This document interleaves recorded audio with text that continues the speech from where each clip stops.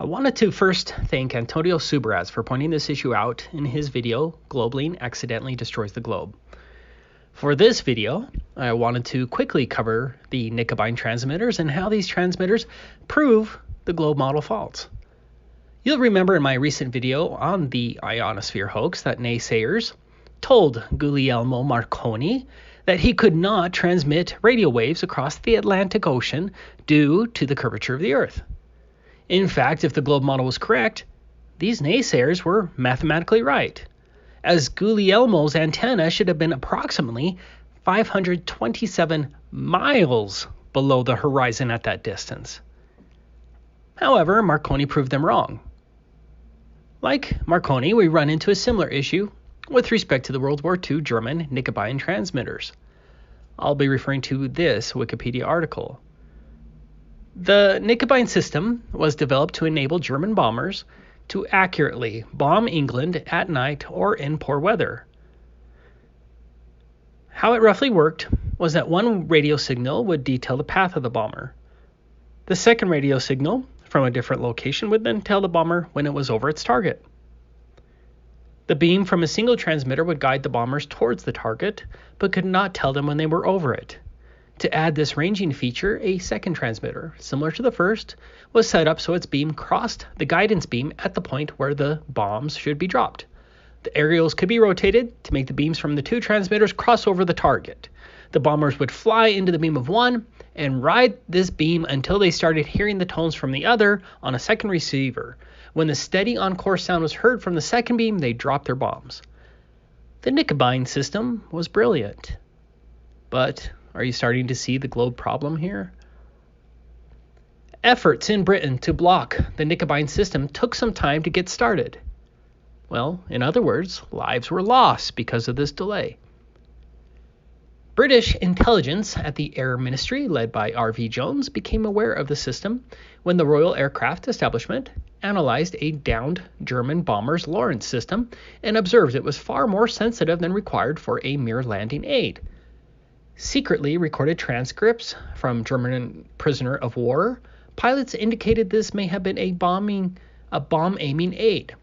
Winston Churchill had also been given ultra-intelligence from decrypted Enigma messages that mentioned bombing beams. When Jones mentioned the possibility of bombing beams to Churchill, he ordered further investigation. The British codenamed the system Headache. Many in the Air Ministry did not believe that the system was in use. Frederick Lindemann, leading scientific advisor to the government, argued that any such system would not be able to follow the curvature of the Earth, although T.S. Eckersley of the Marconi Company has said it could. Eckersley's assertion was eventually demonstrated after Churchill ordered a flight to try to detect the beams. The RAF lacked equipment capable of detecting 30 to 33 megahertz Lorentz signals, so they purchased an American Helicopters S-27 amateur radio receiver from a shop in Lisle Street, London. The receiver was fitted into an Avro Anson and operated by a member of the Y service. The flight was nearly canceled when Eckersley withdrew his assertion that the beams could bend around the Earth. Jones saved the flight by pointing out that Churchill himself had ordered it, and he would make sure that the Prime Minister would get to know who canceled it. The crew were not told any specifics and were simply ordered to search for radio signals around 30 megahertz having Lorentz characteristics, and if they found any, to determine their bearing. The flight took off and eventually flew into the beam from Cleve on 31.5 megahertz.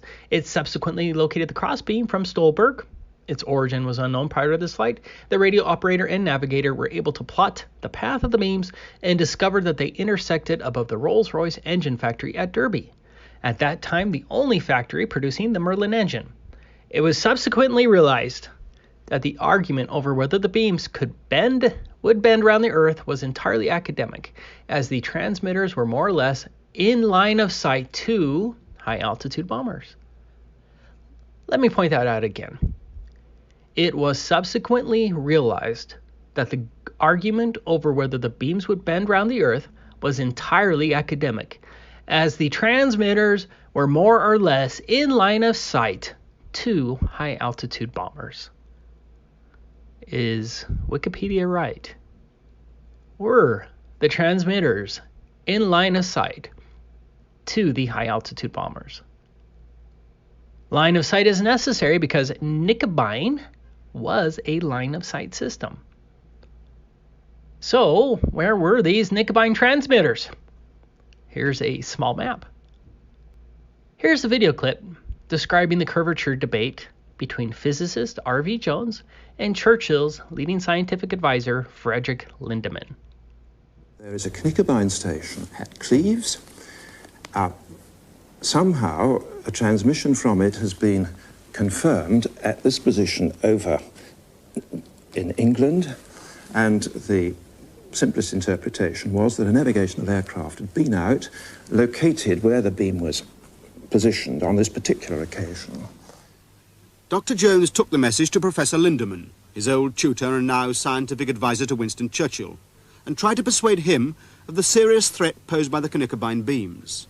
But Lindemann was not convinced, pointing out that at the high frequencies necessary for an accurate beam, the curvature of the Earth would prevent its being directed against targets in Britain. Nevertheless, Dr. Jones was convinced that his theory was correct, that the German bombers were using their Lorenz blind landing sets to fly the long-range beams. And if this was so, then the threat was very grave indeed, because all German bombers carried this equipment as standard. Therefore, all of them were potential beam flyers. But Lindemann was not convinced, pointing out that at the high frequencies necessary for an accurate beam, the curvature of the Earth would prevent its being directed against targets in Britain. Was Lindemann right about the globe math? Lindemann was absolutely right about the globe math. The first transmitter was set up on Stolberg Hill, located near Denmark. The hill has an elevation of 142 feet. Let's say there was a 200-foot Knickebein tower on top of the hill, which looks something like this, giving a maximum transmission height of 342 feet. The target, the Rolls-Royce factory in Derby, was at an elevation of 180 feet. The distance between Derby and Stolberg Hill is 443 miles. That gives us a target hidden height of 117,504 feet. The second tower was in Cleve. Cleve has an elevation of 39 feet, and add a 200-foot tower to get us to a maximum transmission height of 239 feet. Cleve was 331 miles away from Derby, England. That means Derby should have been 64,844 feet below the horizon. There is simply no way that there should have been any line of sight between the towers and the German bombers, which only flew at 19,200 feet. There would only be a line of sight on the flat Earth model. Looks like Wikipedia got it very wrong. In summary, the line of sight Knickebein system is a very strong proof of the flat Earth and demonstrates the foolishness of those who believe in the imaginary curvature of the Earth.